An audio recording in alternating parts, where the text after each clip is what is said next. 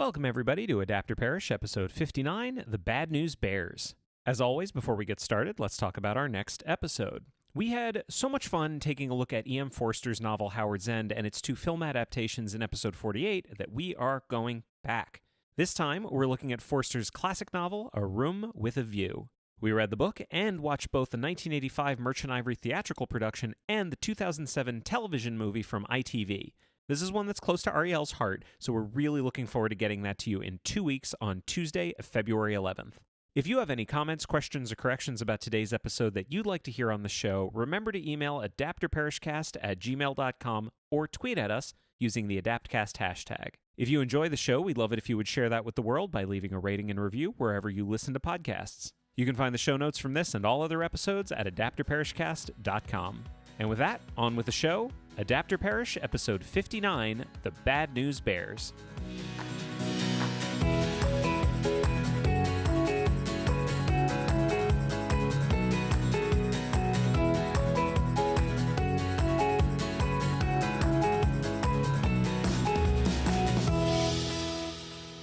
Hello and welcome to Adapter Parish, podcast about adaptation. I'm Jeremy Latour. And I'm Ariel Lipshaw, and today we will be talking about the 1976 movie The Bad News Bears and its 2005 remake, also conveniently titled The Bad News Bears. We wanted to keep this one nice and easy. Easy peasy. Also, we have a child.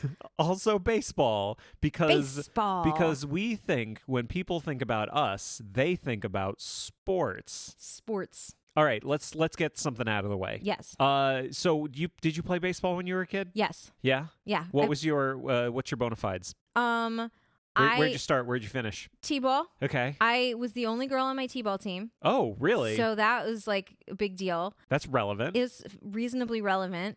And then I played softball in middle school. Mm-hmm. And what'd you play? What did I play? Yeah. What do you mean? What position? Yeah, what position? This was not a thing where you played a position. Like the coach just told you where to stand and you stood there. What was the position that you were most scared they would ever put you in? First base. Well, obviously. Or, I mean, I never was a pitcher because I couldn't throw the ball far enough to get to the batter. That's a problem. I was usually in right field. Like, don't get it twisted. Yep, me too. Right field is where they put the kids that aren't good at sports. Well, yeah. That's how it works. I don't know why. I once caught 2 line drives in a row in right field. So that was the highlight of my sports career. Do you want me to talk about the highlight of my sports career? Yes. Are we doing this? Yeah. So my dad loves to tell this story. My dad was the coach of my T-ball team. Mm-hmm. I don't think this was the year I was the only girl. I think this was like the following year because there were like 3 girls on the team then. And he was like on a business trip or something. He was the assistant coach. And so he was coming like to the game straight from the airport or something like that. So it was like, the scene in Hook where he comes to the kids' baseball game, but he only shows up at the end. Yes. And then he turns out to be Peter Pan. Right. Yeah. But my dad's not Peter Pan. My dad's just a lawyer from Michigan. I mean, as far as they knew, their dad wasn't Peter Pan. That's fair enough. Also, he was also a lawyer, wasn't he? Yeah. Anyway, because if you need to come up with a profession that shows that someone has lost all magic and whimsy in their life, go on. And so he showed up. It was like the final inning, and our team was actually ahead.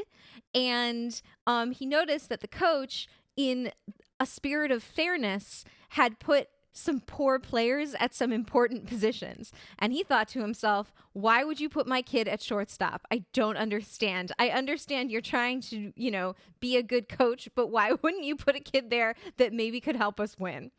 And we had 2 outs and we were still ahead. This kid came up to bat and he hit a line drive to the shortstop. And much like in the film The Bad News Bears, I put up my hand in my glove to protect my face from the line drive. And the ball went into my glove. And I brought my hand down and looked into my glove with apparently great surprise.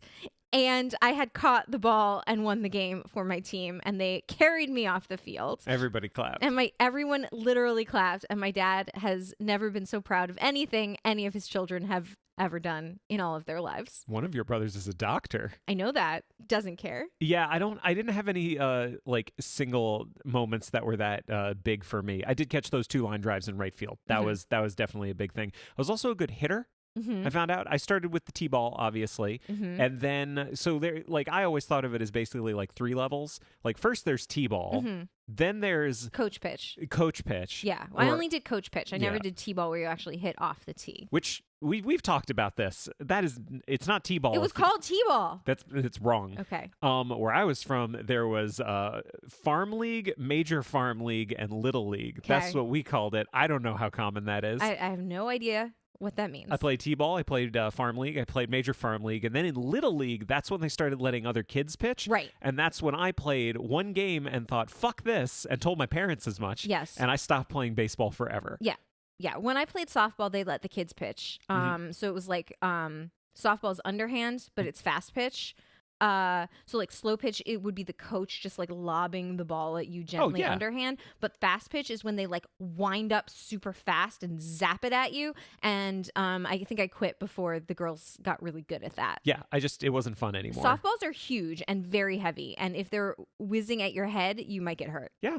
Yeah. No, I get that. I know. I'm just saying you never played softball. I just feel like you're acting like you're very defensive right now about quitting the game. I literally just told you about how I quit as well. Uh-huh. Yeah. I could never match that magical moment one day at shortstop. No, I feel like my experience playing baseball when I was a kid was really an experience of extremes. Mm-hmm. The last full season that I ever played, I played for the Yankees, which, as we know from this movie, assholes. Right. But we also did win the championship. There it is. Because the coach's son, this is from what I remember, the coach's son was like one of our star players. Yeah. He was playing shortstop. He also caught like the last out that won us the game. Yeah. But the way he caught it could not have been more different from your story. In my memory, the kid leapt 10 feet into the air to catch this ball that was clearly going to the outfielder. Like, he didn't need to do this. This was showboating. Yeah. But we did win Yeah. the championship. But I think it was the year before that or 2 years before that, I was playing for the Cardinals. And that was the worst season. We never won a single game. Yeah. We lost every game Yeah. except for one Uh-huh. that we tied. Yeah. And that was the one game where I was on vacation Oh, good. and didn't play. That's So we found out why we lost so many games. Yeah. It was Jeremy Latour. Oh, I'm sorry. Well, I mean, you at least grew up in an area without a Major League Baseball team. Like in my what are little you talking league. about? Oh, I guess Boston Red Sox. Yeah, like, but nobody who was on the Boston Red Sox lived in Orono, Maine. Like, we had kids in our league that were the children of like Detroit Tigers players. Oh, I'm so sorry. Yeah, they were very, very good. Well, that's just a lot of pressure. I'm just saying. Anyway, do you want to talk about I this don't. movie? Here's the deal. I don't know where to go from Yeah, now. I You're don't getting know. real defensive about your time playing baseball when you were I a was kid. bad at sports. I played a lot of different sports. I was just really bad at all of them. Yeah. Yeah. I did hockey for a little bit, but that's not this episode. No, I did tennis. Again, not ice this skating, episode. Not this horseback episode. riding, Not this episode. Swimming. I Not think this swimming was episode. my biggest sport. I did Yeah. swimming the longest. All good stuff, but not this episode. Baseball, softball. Well, let's bring it back to baseball a little bit. Baseball. Let's talk about some other experiences we may or may not have had. Okay. Did you ever see these movies? No, I don't think so. I don't remember. I may have seen the 1976 one like at some point in my childhood. I definitely did not see the 2005 one. I feel like you would have remembered it if you had seen it. I mean, if I was a kid, I don't necessarily think I would have remembered it. I don't know. It makes an impression because I- I'd never seen it up until this point. Honestly, I think I might be thinking of the Mighty Ducks. I mean, obviously you're thinking of the Mighty Ducks. I think I'm thinking of the Mighty Ducks. By the way, I was hanging out with some coworkers the other day, and we were talking about the idea of someone doing a slow clap. And someone said, "Did anybody ever see that movie?" And I just thought, I'll be funny. What's a random movie that I could come up with that's like from our shared lives? Because I knew she's about my age. And I just said, The Mighty Ducks, being an asshole. And she looked at me and she said, "Yes." And I said, "What?" And she said, "Yeah, the part in the movie where they all go like quack, quack, quack." And she proceeded to move on with the conversation, not like recognizing at all that my mind was fucking blown in that moment. Because that was like someone pulling a random card out of a deck and you calling exactly what it was. It blew my mind. I kinda and wish- no one appreciated it. No one I'm appreciated so how sorry. insane that was. Because she made a direct line. She was like, "I knew the movie I was thinking of." Yeah. Clearly he figured out what movie it was. I don't know. It doesn't seem that amazing to me either. She was thinking of something that happened in the movie The Mighty Ducks, and you recognize the movie. No, but I wasn't thinking of the thing that happened in the movie. I just thought, what's a random movie we both know from our childhood? Oh, okay. Well, that is pretty crazy. It blew my fucking mind. so sorry. That's all I have to say about it. I kind of wish we had watched The Mighty Ducks for this episode. Yeah, but there's no remakes. I know, but it would have been funny. I mean, yes. But let's talk about the Bad News Bears. Okay. Our show is not generally the show that has all the banter at the beginning. No, we're doing a full Marin opening here. Oh, it's great. It's great. It's great. So we'll see you all in half an hour when we finally get to the content. All right. So 1976 is the Bad News Bears. Here's some stuff about this movie. It was directed by Michael Ritchie. He had done The Candidate. He also did the Fletch movies in the 80s, Fletch and Fletch Lives.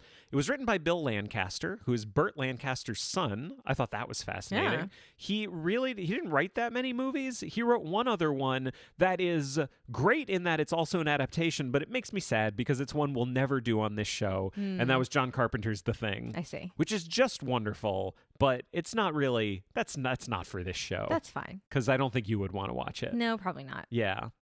So that's him. God, is Walter Matthau? This is Walter Matthau's second appearance, I think, on the podcast, right? Previously seen in The Taking of Pelham 1, 2, 3. We are full Walter Matthau fans in this household. We love him. He is great. Yep. The end. Yeah, the end. End of the show. End of the show. That was a quick show. How could the new one be as good as the old one if Walter Matthau's not in it? Spoiler alert, it can't. Oh, no. Oh, no. Let's stay on this movie for a little bit. Where do Okay. you want to start with this one? I mean, this is the movie. This movie is okay. So if you like us are children of like the 80s and 90s and familiar with the sort of Mighty Ducks, Angels in the Outfield. Oh, what was the one about Rookie the of kid? the Year. Rookie of the Year. That's Yeah. exact. See, you just did the exact same thing. I said, what was the one? And you knew exactly what I was talking about. It's not how that happened. That genre of sports movies where like there's sort of a very basic framework that's the same in all of them, and then they win at the end and everybody's happy, and you think that this movie from 1976 is going to be similar to that, you would be wrong. This is like a Robert Altman film. It's like there's plot for sure, but it's just a lot of people kind of wandering around muttering conversations, and like nothing is all that connected to anything else. It's just these little vignettes. It's a fucking goddamn beautiful movie. Yeah, it's fantastic. Let me say that. Like, we'll get into why exactly it's good, but like it blew me away. Yeah. I loved watching this movie. Yes. I kind of expected what you're talking about. I did expect it to be ruder because I knew it was the 70s and that's what I'd heard about it. Uh-huh. But like, okay, so there's one line in it that I was not expecting, and it happens right near the beginning. So Walter Matthau, here's a little bit of setup. So Walter Matthau is an ex-ball player from like years ago, but he cleans pools now, and he's being paid by a member. What is he? The mayor, member of the city council? Yeah, whose son isn't very good at baseball, but his team needs a coach, and this person is very invested in all the kids having a chance to play. Right. So they've put together this ragtag team. And Walter Matthau is being paid to coach the team as a former ball player. Because normally the coaches are not paid, right? No, I wouldn't have thought so. I mean, normally the coaches are the parents, but I Right. guess none of these kids' parents were able to coach. Well, the one who that's why he's paying him. He's paying him because he would be the coach. Yes, that's right. That's Yeah. that's exactly what I'm saying. Right. Yes. So we've got a Morris Buttermaker. Yeah. Who is he's Walter Matthau and he's glorious, and we meet him. He opens a beer, empties half of it out so he can fill it again with whiskey. Right, because drinking Bud in the car is fine, but whiskey, I guess, is a bridge too far. Like, one of the characters calls him Boilermaker all the time, and I'm embarrassed to say how long it took me to get the joke in the context of the movie. That's funny. Well, I mean, it's not like a thing that we ever drink. No.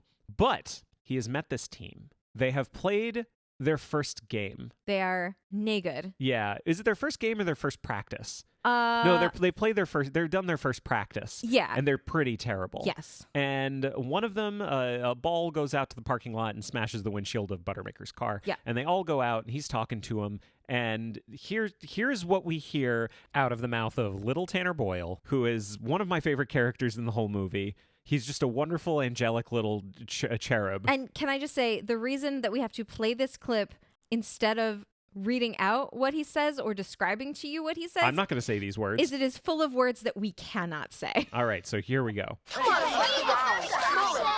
putting up fights this week already. We keep playing like this, we'll be the laughing stock of the league. Well, what do you expect? All we got on this team is a bunch of Jews, spicks, niggers, pansies, and a booger-eating moron. Tanner, I think you should be reminded from time to time that you're one of the few people on this team who's not a Jew, big nigger, pansy, or booger-eating moron. So you'd better cool it or we may be disposed to beat the crap out of you. Oh, yeah? Yeah. Come on, cut it out.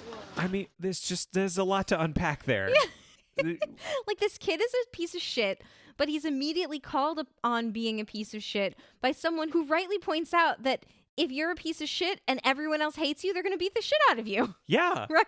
I feel like this is an important thing to say right now. So Yeah. the movie's full of stuff like this. Yeah. And like a lot of this stuff is in the mouth of Tanner. I also want to point out, too, that the kid who calls him on it is a kid named Ogilvy, who is... Ogilvy's maybe my favorite kid in the whole movie. Ogilvy's great. He just keeps score. Yeah, he's fantastic. But I feel like this is an important thing to talk about here at the beginning because the movie's full of stuff like this. The question I feel like needs to be asked, is Lancaster writing this stuff because he just wants to get away with it?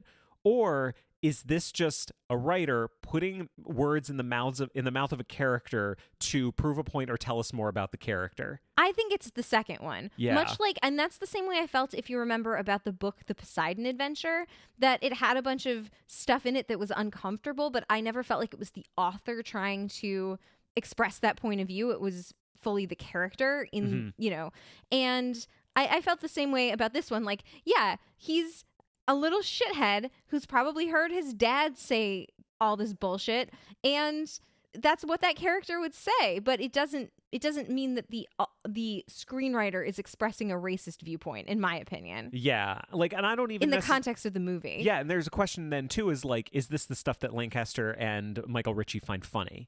Like, do they think it's funny to make fun of black people and Jews and everything like that? Like, I think they think it's funny for a little shithead kid to say stuff like that. Right. And also the thing that's funny is not his line, it's the line after that of the kid telling him that they're going to be better shut up or they're going to beat him up. Yeah, like it's funny in that it's shocking. Yeah. Like I guess it's not what he's saying that's funny, it's the fact that he's saying it is funny. Right. But it's important to bring up now because it's going to come up later when we talk about the remake. But like, it's important for anyone who has never seen this movie to know this is the kind of stuff that's in this movie. Right. So you set up the beginning of the plot. Let me talk a little bit about some of the other stuff that happens in this movie. Sure. The Bears, that's the name of the team. I don't know if we established that. The name of the team is the Bears. They're very bad. And Walter Matthau apparently has a ringer that he can bring in, because he used to date a woman with a daughter, and that daughter had a good fast pitch, I guess. That daughter won an Oscar. The daughter won an Oscar for the movie Paper relevant. Moon. Yeah, not relevant. So he goes to young Tatum O'Neal and persuades her to take her baseball mitt out of storage and join the team so that she can be their pitcher, so that they can have at least one person on the team that knows how to play baseball. Yes. Additionally, he also recruits or has, what is Tatum O'Neal's character's name? Amanda Wurlitzer. Amanda. He has Amanda help him recruit the young tearaway on the motorcycle.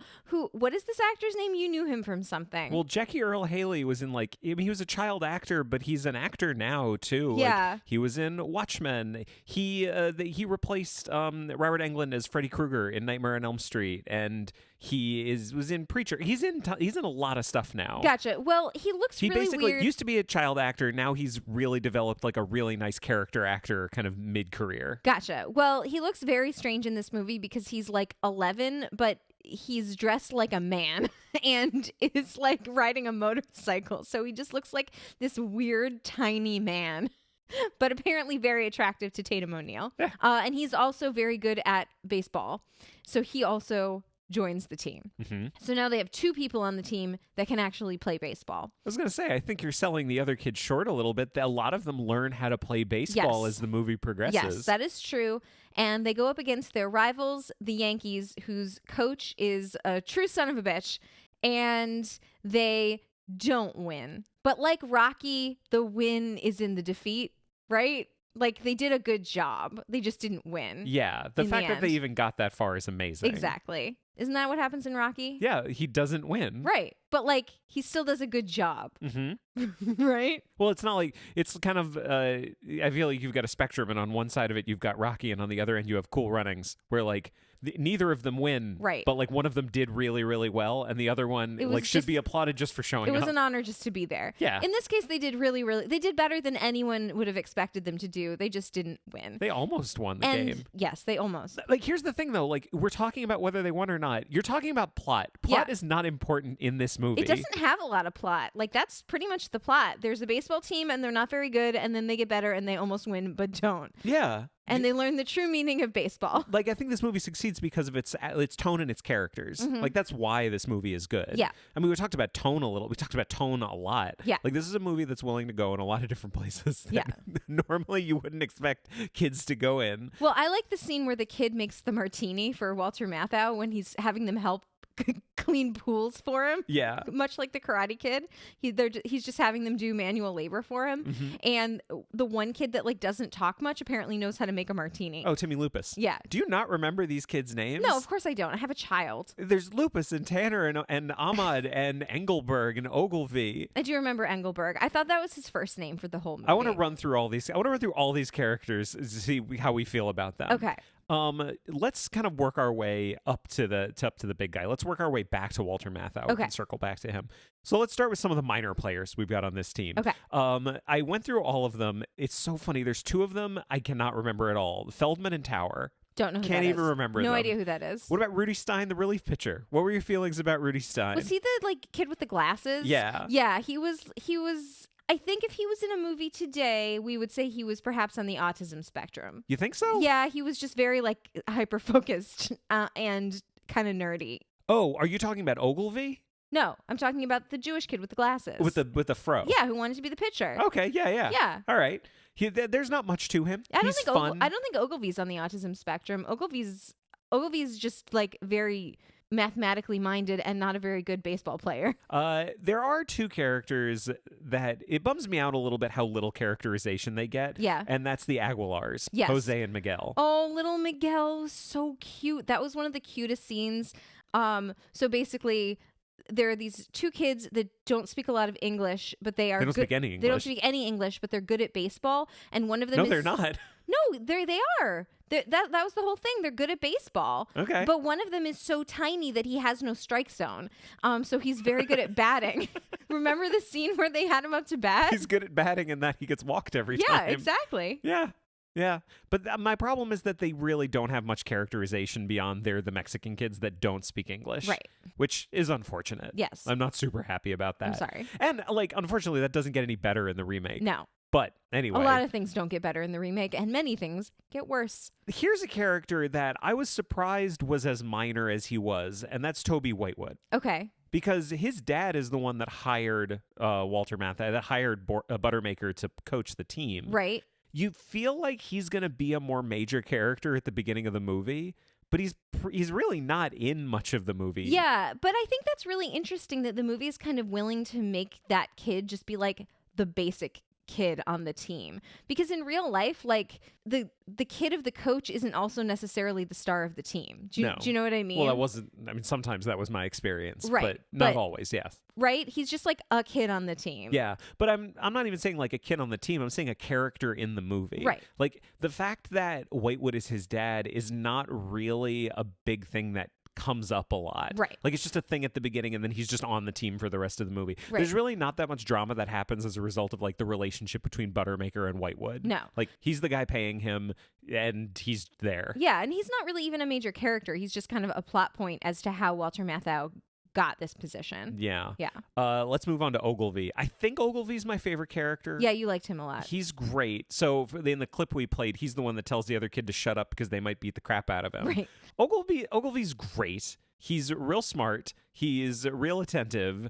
Just not an athlete. Yeah. And he's the real one that funny. says, and he's real the one funny. that says like, "Oh no, coach, don't put me in. I'm not good at playing baseball. You should not put me in." And Walter Matthau's like, "Get out there. Everyone plays on my team." Yeah. Yeah. Ogilvy's really, really good. Engelberg. Engelberg is awesome. Mm-hmm. Engelberg is the fat kid. Like that's his character. As every children's movie has one fat kid, he is the fat kid in this movie. Mm-hmm. He's got a lot of character, too. Yeah.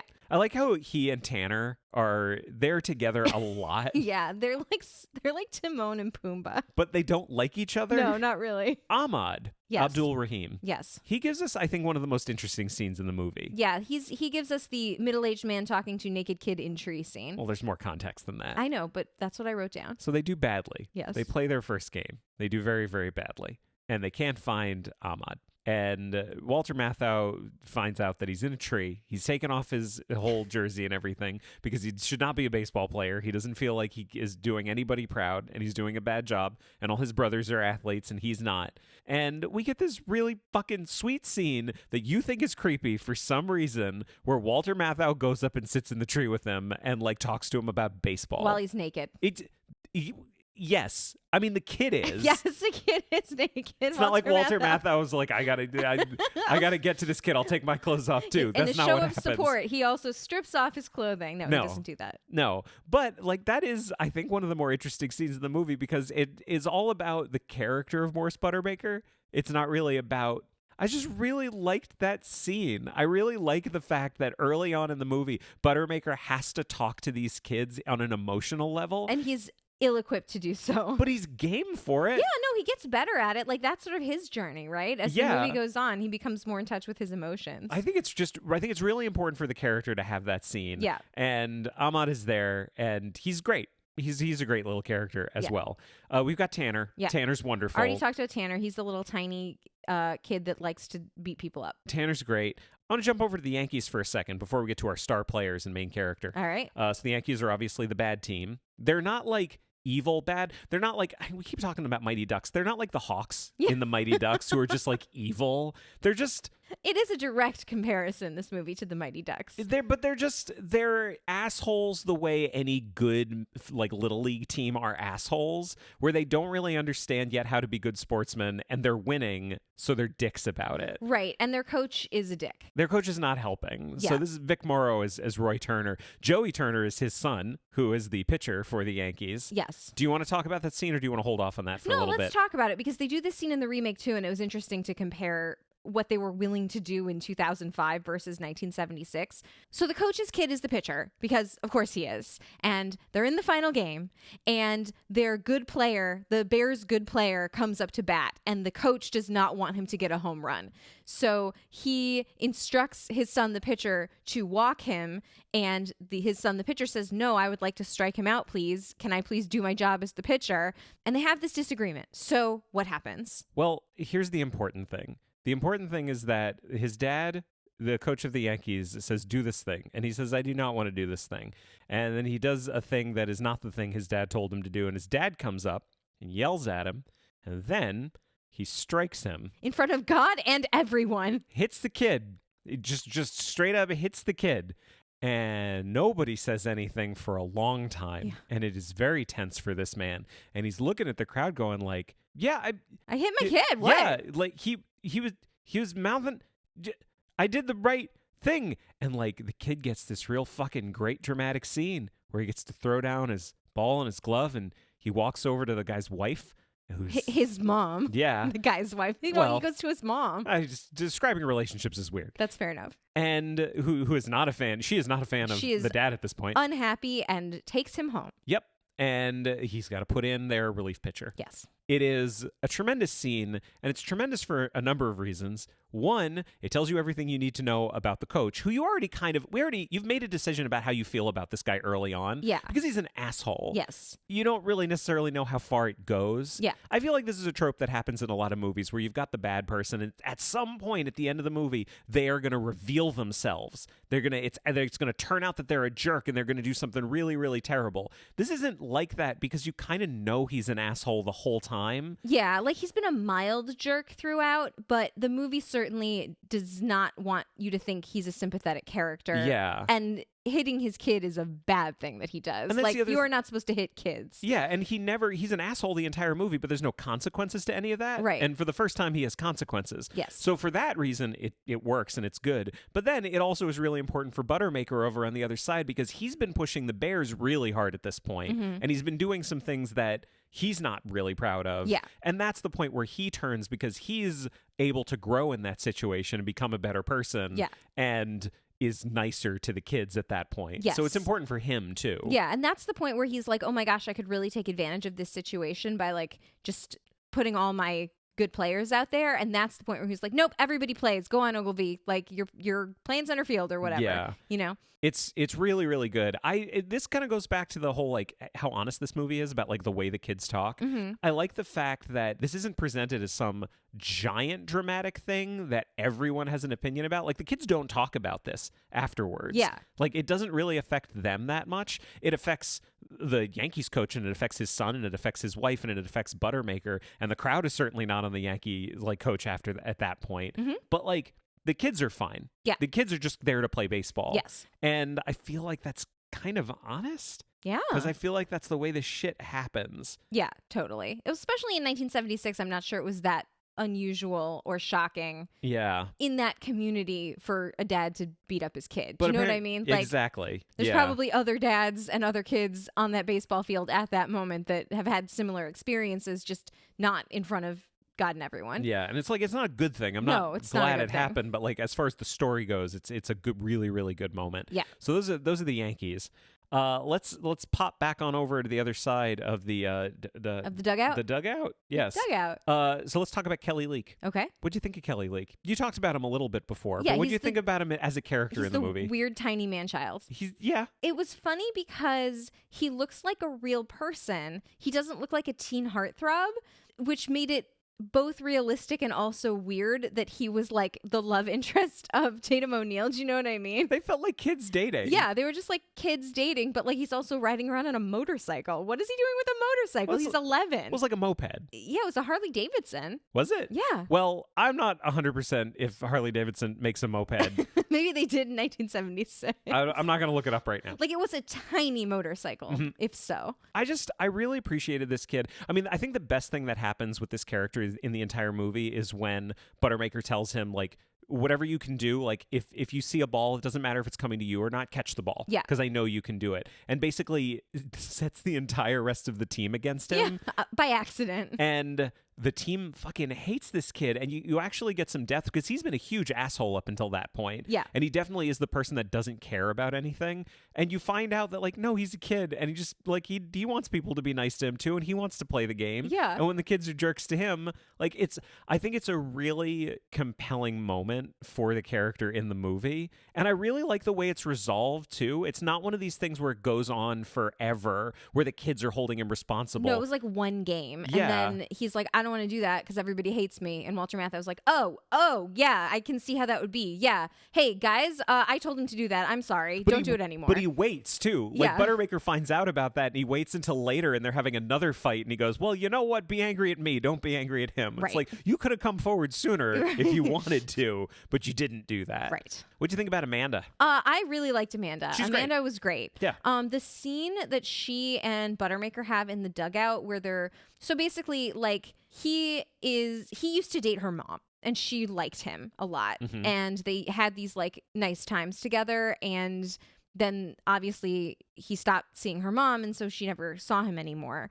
And there's this just heartbreaking scene where she's at the end of the baseball season. She's like, well, we can go to dinner, or, you know, you and me, or we could, you know, go to the beach, or we could do this, we could do that. And he's like, and he's being like kind of a dick to her. Like, no, we're not going to do those things. I don't date your mom anymore. Why would I be seeing you? And then like she's crying and he's crying and everybody's crying, and it's really touching. And it's like, you realize it's because he's got a low opinion of himself and he doesn't want her to put any like faith or trust in him because he doesn't want to get her to get hurt, because he doesn't want her to trust him. And then he realizes like he's hurting her anyway, so they may as well be friends. You know, it's really sweet. It's complex. Like, it's way yeah. more complex than you would expect. And like, it's not a kid's movie. Yeah. It's But- a complex relationship that the two of them have. It's not like he's going to get back together with her mom at the end, but like she likes him a lot, and hopefully they can continue to be like good friends. You know? Like she doesn't have a dad. Like she wants him to be her dad. That's what's happening. Right. Yeah, the thing I really liked about them that kind of bears out in the plot was towards the end, because in that final game, she's pitching like crazy, but her arm is really starting to hurt. Yeah. And one of the other players says like, hey, her arm's hurting. You might want to take her out. She's like icing her elbow back in the dugout, and like she's told the other player that her arm hurts, but she's not complaining to the coach, Walter Matthau. Yeah, she doesn't want to go out. No. And that's when he just makes up his mind and he goes up to her and he just says, all right, kid, it's over. You were great, but you can't do this anymore. Yeah. And she's refuses to leave. And they have a really great moment where he's got to say like, no, this is right for you. And you're a child, and you're not going to hurt yourself to play this baseball game. Like he starts to have the relationship with her that she wants. Yeah. Which is she wants a dad. Yeah, she wants some structure. Yeah. Yeah. And she comes out and it's really nice. And I'm only sticking a pin in this one because it's going to come up when we talk about the remake. Yes. All right, let's talk about the big guy himself. Walter Matthau. Here's the deal. Yeah. This is now our second Walter Matthau movie where he plays Walter Matthau. Yep. Which is sort of like gruff, crusty, but hilarious and adorable. Uh-huh. Right?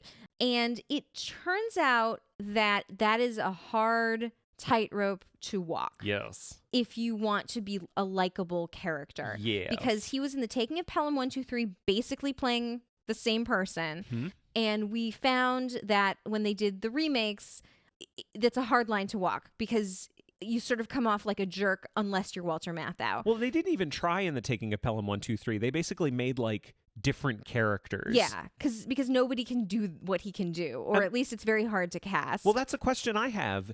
Is Walter Matthau just a great actor, or is Walter Matthau just Walter Matthau? Like, who's Walter Matthau now? Like, who could play that part now? Spoiler alert, it's not Billy Bob Thornton. You know who's kind of growing into it? Who's that? Robert Redford. You think so? Yeah, remember in Pete's Dragon? That's what I'm thinking of. Yeah, but he's just kind of turning it. But he's too handsome. That's the problem. He's still too handsome. If he wasn't handsome, maybe he could be better. Yeah, Robert Redford's great, but that's not him. Yeah. I don't know who it is at this point. Yeah. I want to hear everyone else's opinion on this. Yeah. Yeah. Let us know. It's tough, though. Yeah. What makes him so good in this? I don't know. He has this magical ability to be mean to other people. Yeah. To exploit children's labor. To drink and drive. To be, like I said, be mean to children. And he's just so lovable while he's doing it that he can basically do no wrong. I love Walter Matthau so much. It's perfect casting. Yeah. I mean, casting is everything. Yes. The reason why I'm frustrated right now is because I want to figure out more about this other than he's just Walter Matthau and he's great, because it makes it so much harder to talk about any other actor playing the part. Yes. Because anyone should be able to play anything. Right. Like, you should be able to recast something. It's a character, and so much of the character is on the page. Is it just impossible for anyone else to ever play this part? Maybe. Let's find out. That frustrates me so much. It's going to drive me crazy. Like, I'm sure tomorrow after we're done recording, 5 different people will pop into my head that could play this part. Well, you'll do a drop. Yeah. It's so frustrating. It's so frustrating. He's so good. Yeah. Like, what defines his range in this movie? He is mean. Yes. He is funny. Yes. He is pathetic. Yes. He is emotional. Yeah.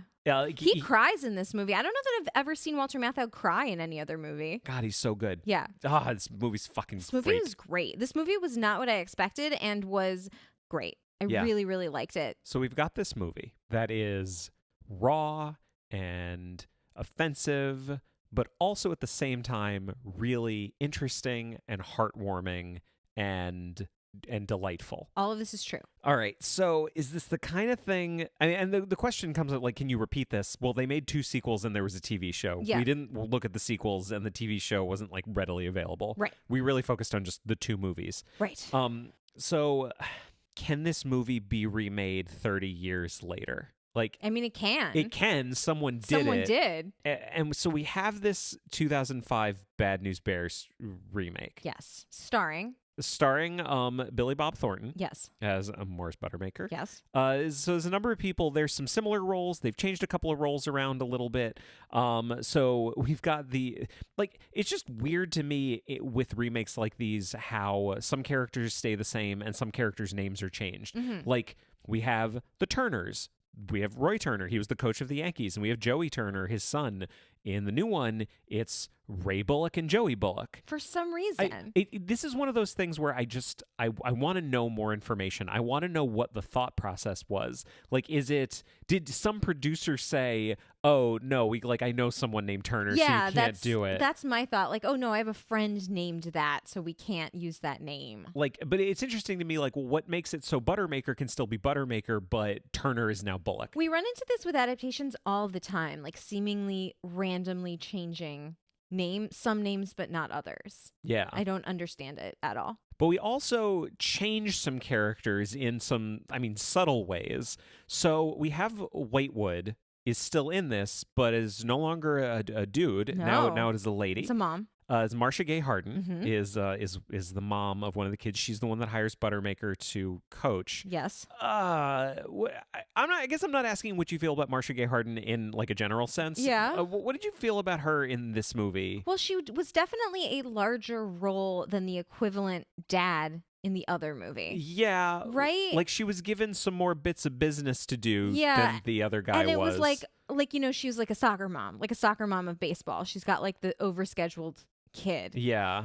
But was there any point to it? Like, she doesn't like play a role in anything that the team does. She's just there to be like a stereotype of an overbearing mom. Well, and she's there to fuck Buttermaker too. Oh, right. I forgot about that. Yeah, she does fuck Buttermaker. She does do that. This is one of those places where, I feel like we can't talk about this without talking about there's three people. Yeah. There's one person who I really like and two people who I just honestly don't have an opinion of. Okay. But Richard Linklater directed this. Uh-huh. He of School of Rock, Dazed and Confused, Boyhood, Before Sunrise, Before Sunset, Before Midnight. This is just a delightful filmmaker. Someone who really, really cares. Yeah. I struggle to find any of him in this movie. Yeah. Maybe this was just something he did for the money. Here's my theory. Like, he's kind of an auteur, right? Like, why did he do this movie? He's a weird auteur in that he's like the opposite of Wes Anderson, like where Wes Anderson is very specific and very like everything has to be exactly the way he wants it. Richard Linklater is very much just like, oh man, I like to play. Like, let's get some people together and let's make a thing. Movies, man, they're great, right? Yeah. But that's one of the things that makes him so good. I like Linklater. Then there's this movie. So here's my theory. My theory is he makes School of Rock in 2003. Uh-huh. Separately, there are people who want to produce a remake of The Bad News Bears like the next year. Uh-huh. And they're like, "Oh, get the guy with the kids, the rock and roll kids. Yeah. Get that guy." Now he's going to do the baseball kids. Like there's no information about how this movie got made and why it exists, but my thinking is he was hired to do it. I didn't hear, there's nothing I can find that says that this was like a passion project for him. No, I don't think this is like part of the Boyhood duology. No. Well, it would be School of Rock, this, and Boyhood. Right. I don't think that's a thing. I don't think that's a thing. And People have to make money. Even auteurs have to make money. Totally. I don't begrudge anyone plying their trade. No, that's totally fine. But if I can find something of a filmmaker in a movie, I want to try to find some of them in it. That's fair. And it's very laid back. The kids, I think, are generally pretty good in it. Yeah. Like, I think it's kind of, the kids are a little fun and he gets a fun performance out of a lot of them. Yes. But that being said, I think there's more issues than there are good things with this movie. But I don't necessarily hold him responsible. I think he showed up, I think he did his job, and then he never talked about this movie ever again. Yeah, fair enough. But that leads me to the two other guys, which is the writers, which is Glenn Ficarra and John Requa. Yeah. They now are like writer-directors as a duo. They did Crazy Stupid Love, Whiskey Tango Foxtrot with Tina Fey, but they also wrote some movies at this time. They wrote Cats and Dogs. Do you remember Cats and Dogs? I do not. I remember Cats and Dogs. I was going to say it's not good. I don't remember. I remember not liking it, but maybe it has a big fan base. Who can say? But Bad Santa is the other one. Okay. That's of Billy Bob Thornton fame. Exactly. So I think this is actually more of like, this is something where someone said, we're going to remake Bad News Bears. Oh, well, we need the guy who does the thing with the fun kids. We'll get the School of Rock guy. Oh, but we also need someone who's going to be like a charismatic ne'er-do-well. Oh, the Bad Santa guys. Get them. Get Billy Bob Thornton. Can I say something? Of course. Based on the portrayal of the female characters in this movie, Yeah. it is not surprising to me that it was written by two men. Oh, I'm sure that's not shocking. Not shocking. Not shocking at all. I'm not saying we prepared a list of problems with this movie, but I prepared a list. Well, I was going to say, do you want to start with that? But let's go with your list. Well, So kind of circling back to Marcia Gay Harden, but not just her. Not just her. So the Tatum O'Neal character in this movie is played by a young actress who never did any other movie, I think, because she actually was a baseball player. Is that correct? Well, okay. So yeah, there's a sad story. Let's get this out of the way. We're not going to make fun of her for a very specific reason. So Amanda Wurlitzer is played by Sammy Kane Kraft, and Kelly Leak in this movie is played by Jeffrey Davies. Yeah. I'm not going to make fun of either of them. I'm going to say neither of them are actors. Most of the kids were like found for their baseball abilities, not for their acting talents. Sammy Kane Kraft died at 20 in 2010 in a traffic collision. So that's really sad. She was a baseball player. Yeah. Like that was her thing. And this is her only acting credit. She was never really an actor.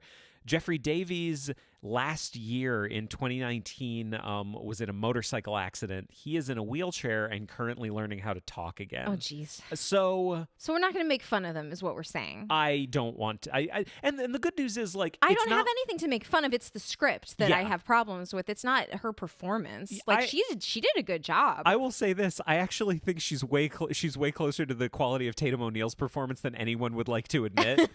Tatum O'Neal, Oscar winner. Yeah, like Tatum O'Neal is like, she's a charismatic child actor, but it's not like she was amazing. Yeah, she wasn't as good as Walter Matthau, but they had a good relationship in it. And Jeffrey Davies, he's clearly not an actor, but they do good baseball. So that's something. They do good baseball. Well, I have this to say. Please. There's one line that comes out of her mouth that exemplifies sort of the way that it's like hashtag men writing women. Yeah. Like, it just exemplifies how much these two screenwriters don't know what the fuck they're talking about, because she's a 12-year-old girl and she is explaining to Billy Bob Thornton that she has put away her childish tomboy pursuits and wishes to take up the mantle of being a teenager and pursue girl things.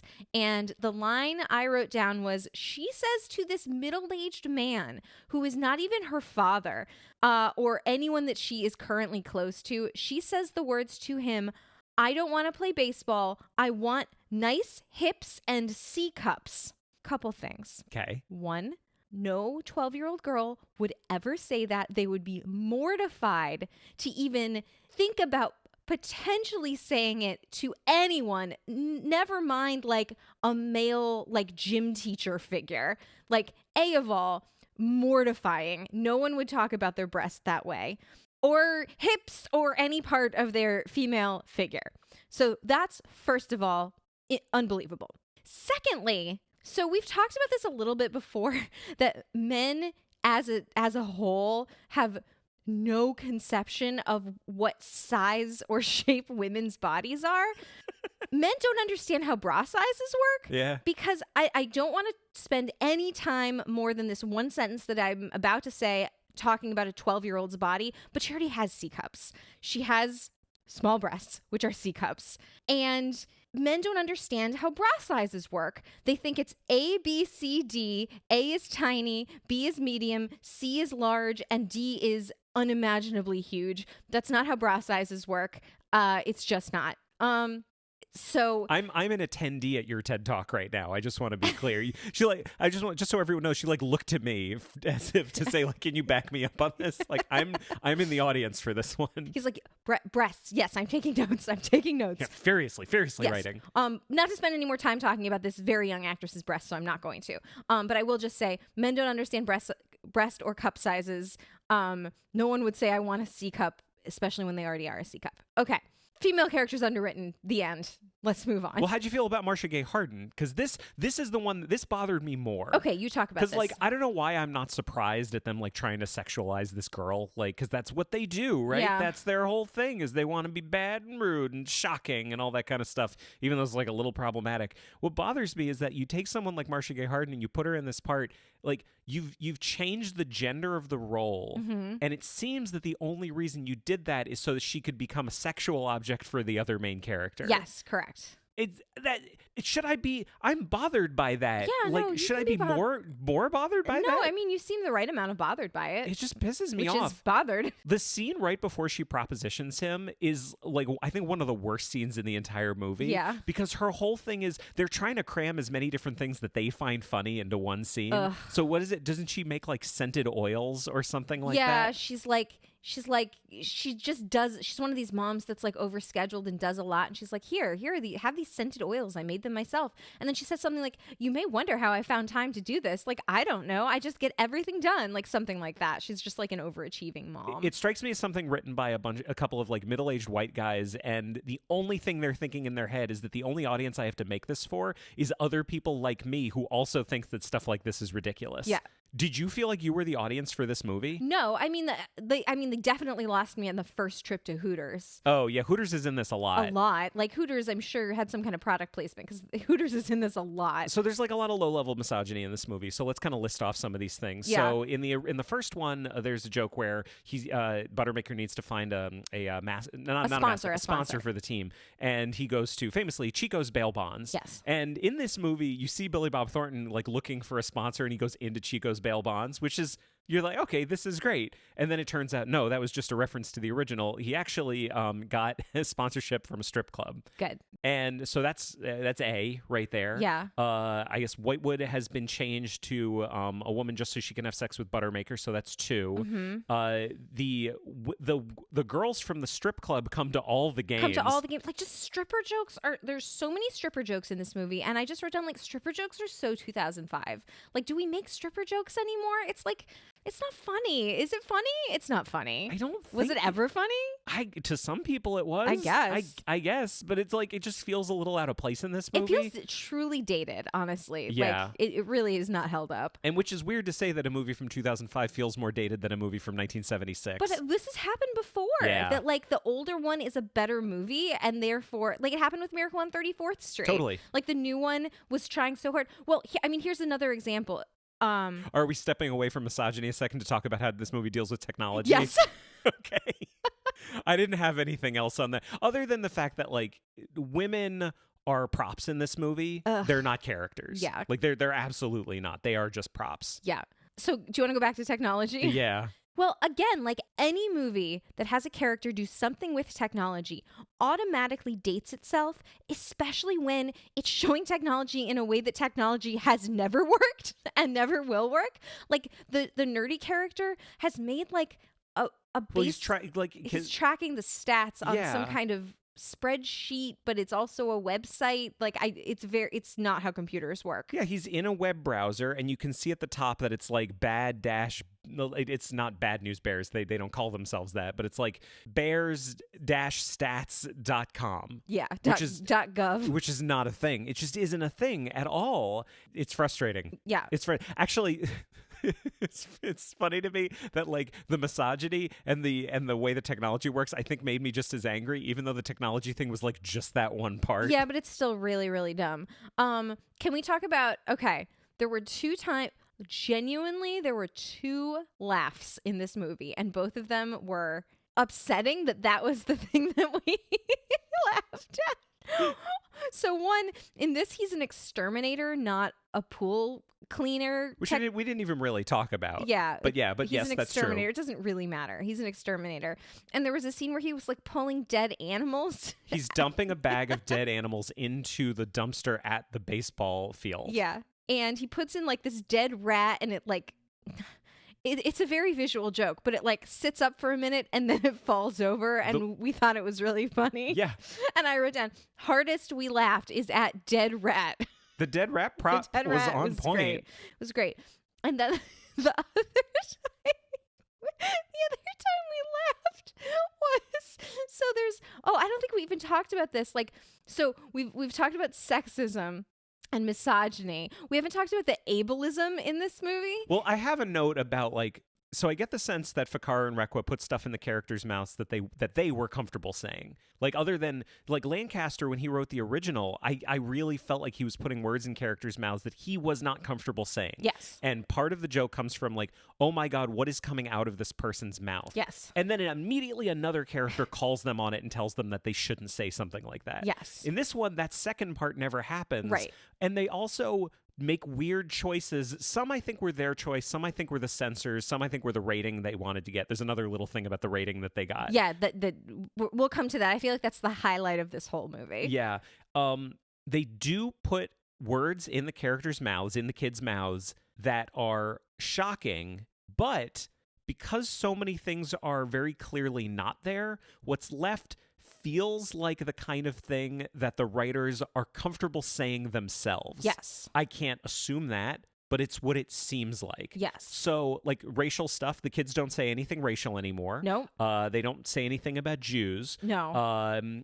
But they can make fun of gay people. Yep, they do that a lot. Women. Yep. The disabled. Yes. And fat people. Yes. Those are jokes they can absolutely still make, but no one calls them on it ever in the movie. Right. Right. It's just shocking for being shocking's sake. But you were talking about them being ableist. Yeah. So one of the kids on the baseball team is in a motorized wheelchair. This is a new character. And, like, every time he's asked to do something, he just goes, like, he's a very angry kid. He just goes, like, I can't do that. I'm in a wheelchair, for God's sake. You know, like, with that sort of tone, which is, like, it's nice that it's not, like, using him as, like, some sort of inspirational story. Like, that is good. Like, oh, look at this kid in the wheelchair doing his best. Like, he's a shithead just like all the other kids. Yeah.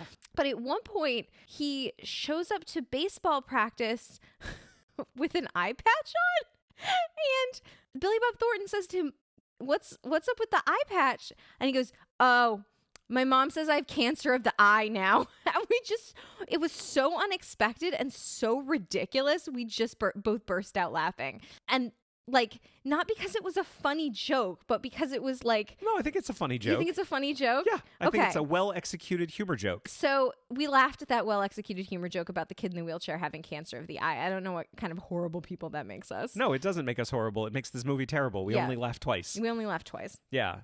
It's a bummer to talk about a comedy and tell the audience, we are going to tell you about every single time we laughed during this movie. Don't worry, it was twice. It was twice. Can I ask you a question? Please. My dear spouse. How many Helen Keller jokes were in this movie? Because it was more than one. I'm going to go ahead. I'm going to go out on the limb, and I'm going to say there were too many. There were two, which was too many. Well, this is just, it goes back to the ableist kind of thing. Yeah. Like, here is a target that they're comfortable shooting at. Yes. And it's just depressing. Let's talk about the rating. Okay. Here, I think this is a good time to talk about that. that. I think this just exemplifies everything, like, that's wrong with this movie, in the sense that they were, like, trying to be shocking and, like, bad, but holding back in ways that made the movie not shocking, but just dumb and offensive. Well, I feel like they weren't creative enough to kind of work their way around the problem. Yeah. And the problem is the censors. The problem is that movie ratings work differently in 2005 than they did in 1976. Yes. So, like, here's the deal. We played that clip before from the movie. That's in a PG movie. Yeah. This is a PG movie. That movie is rated PG for parental guidance for any children ever. Don't worry about it. Yes. Which, because it's a different time. Yes. Now, one might say a simpler time. Yeah. Now we have PG-13 and we have rated R, which they didn't want. Mm-hmm. And the censors basically said, well, here's the deal. If Buttermaker drinks alcohol in the dugout, you're going to be rated R. In the dugout. We can't have him drinking in the dugout. In and they the were like, dugout okay, specifically. Can he still be drinking when he drives up in his car? And they were like, yeah, that'll be PG-13. That's fine. But not in the dugout. Because that's you rated can't R. besmirch baseball? Is that why? Because of the American healthy, wholesome sport of baseball can't be besmirched by alcohol? I don't understand. That's the problem they had with it. I don't understand. But I want to be clear. I'm not blaming the movie for this. I don't think this is the movie's fault. No, I don't. think that's the world they live in, and that's how bullshit censors are. I understand that. I literally don't understand the logic. He's drinking and driving, and it's fine, but he can't drink in the dugout. So how describe the solution to the problem. Okay, so here's how they figured out a solution to this. He still has as much beer, but it is non-alcoholic beer. Yes. And it becomes its own little running joke through the movie that he always has non-alcoholic beer. in the dugout. Of course, we see at the beginning that what he's doing is pouring out part of the which is a joke from the original. Like Walter Matthau pours out some of his beer and then finishes it off with whiskey. Yes. In this one, he's pouring out some of his non-alcoholic beer and finishing off with whiskey. So like, okay, that works. But then it becomes a running joke through the whole movie that he's got this non-alcoholic beer in the dugout. And he gives it to the kids at one point. Right. And someone's like, oh my God, you're giving this to kids. He's like, no, it's not alcoholic. Or like Marcia Gay Harden like asks him about it. And he's like, oh no, of course I wouldn't drink and drive. Look, see here, it's non-alcoholic. She's like, oh, well, that's fine then. Yeah, and that's another thing where like I genuinely don't think anyone involved knows anything about non-alcoholic beer and its place in society. I don't think you can drive down the highway drinking a non-alcoholic beer. Like, I don't think that's allowed either. Well, the fact that no one questions him giving it to kids. Yeah, I mean... Here's what they do. They just have the characters doing bad things, but... it's always at the detriment of the character, and no one ever calls anybody on it. Yeah. So there's no moral center to the movie. Like, that's the thing about it. The kids in the original and Buttermaker felt immoral. Yeah. They felt immoral because throughout the movie, you're getting these moments where they're being called on their immorality, and the movie has a moral center. This one doesn't have a moral center. Right. It's just people doing terrible things to each other and saying terrible things, and you get the feeling that in the world that the filmmakers have created, that's what morality is. Yes. And that's not funny. That's just kind of sad. I don't know. This movie is nothing. It's The original's very good. The original's very good. God, it's a weird one. Can I talk about something else that they changed Yes. that I really don't appreciate? Please do. And this is one of those ones where the filmmakers have no courage. They don't have the courage of their convictions. No, they don't. So let's go back to Coach Turner in the original. We talked about the whole thing that happened where he struck his son on the mound in front of God and everyone. he did that. And the crowd turned on him, and so did his son. And I was going to say his son and his wife both turned on him. Because it is a very clear case of immorality being faced with morality. Yes. And the immoral character has to live with their immorality. Yeah. I'm not saying the movie's like a morality play. That's not what I'm saying. No. But I'm saying like it has a moral center. It's just a very human moment of a thing that actually would happen when you go too far. Right. In this one, Coach Bullock, Greg Kinnear, who have we even talked about Greg Kinnear yet? Can I say something about Greg Kinnear? Yes. Greg Kinnear is very good at playing like anyone's shitty stepdad. Do you know what I mean? Yeah. And I think about that because of his character in Little Miss Sunshine, where he was just kind of a vaguely shitty stepdad.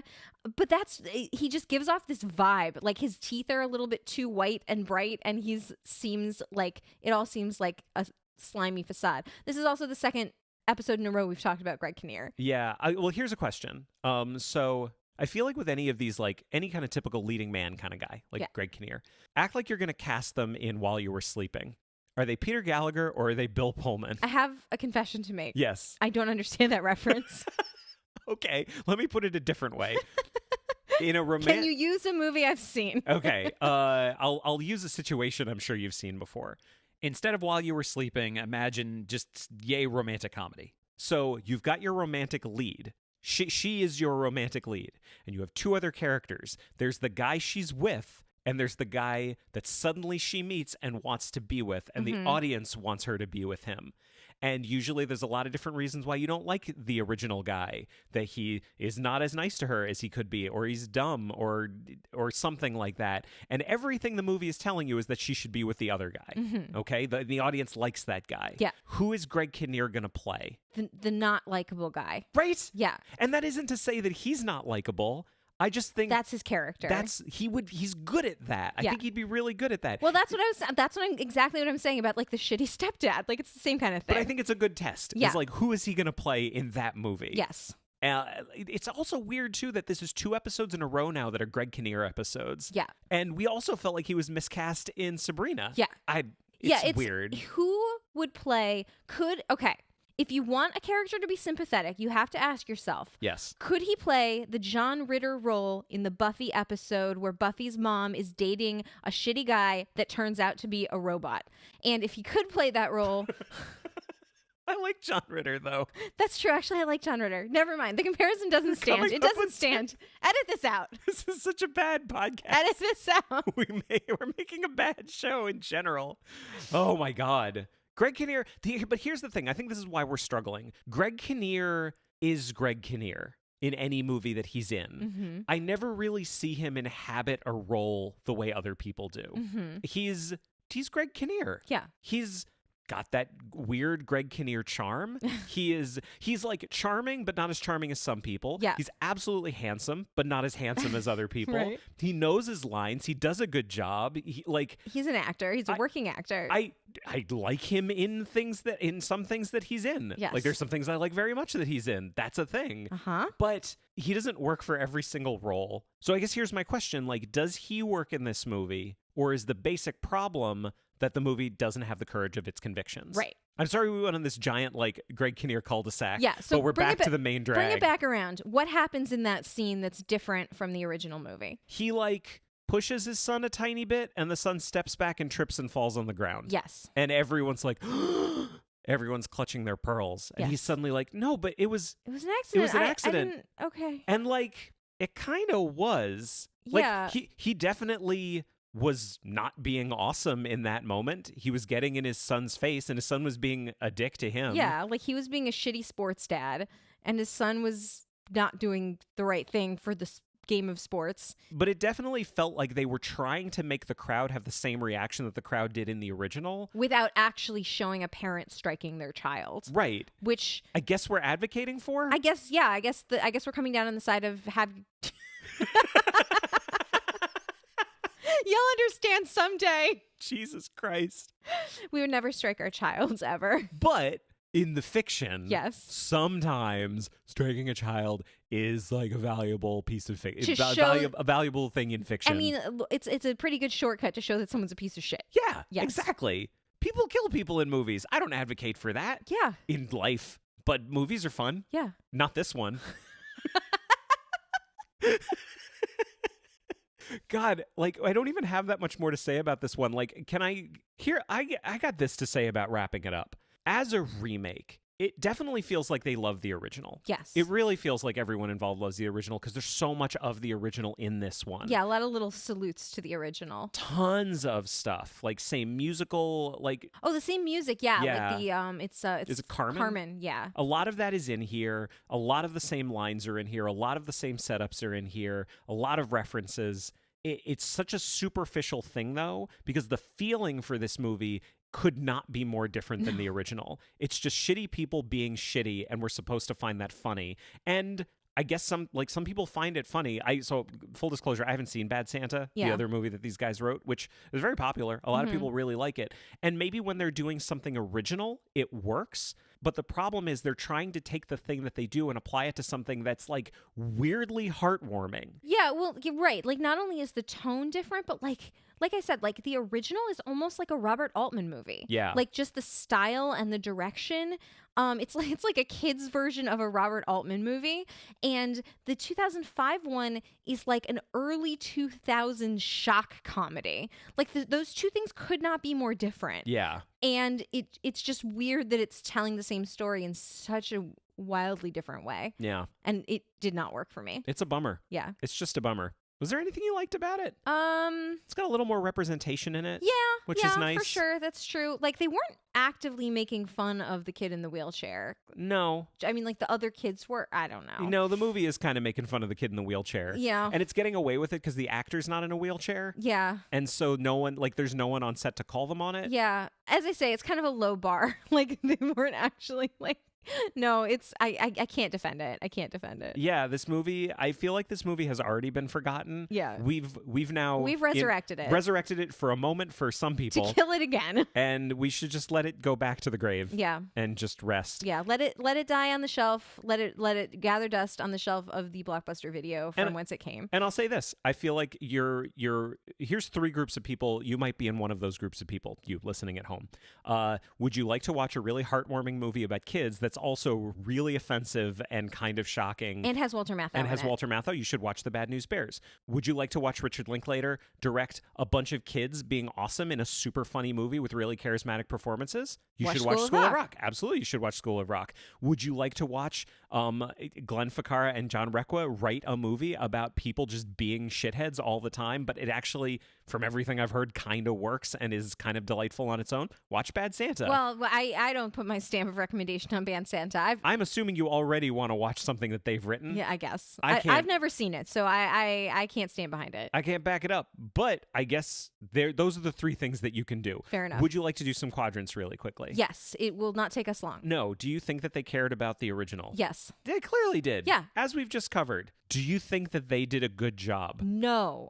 No. I do not think that. I can't wait to never watch this movie again with you. Hooray. Would you like to not watch this movie with me? Yeah, let's do it for a long time. Let's do it every day. Yay! Every day for the rest of our lives, let's not watch this movie. Sounds great. Easy goal to achieve.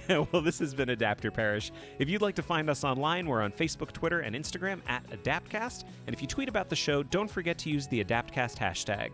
You can join our groups on Facebook and Goodreads, and you can also find and follow me on Letterboxd. If you have anything to say that's longer than a tweet, you can always send an email to adapterparishcast@gmail.com. If you'd like to support the show, there are two great ways you can do it. First, tell a friend. Second, a rating and review on your podcast platform of choice would be greatly appreciated. Here's the problem. There's no crying in baseball.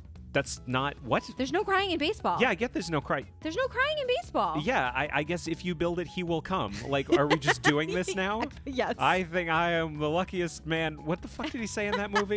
Pride of the Yankees? I don't know. Yeah, what did he say? It doesn't matter. That line from Pride of the Yankees that comes up in anything about famous movie quotes. That one. Win this one for the Gipper. That Have is a great not one. baseball. Have a great time, everybody. Bye. Sports.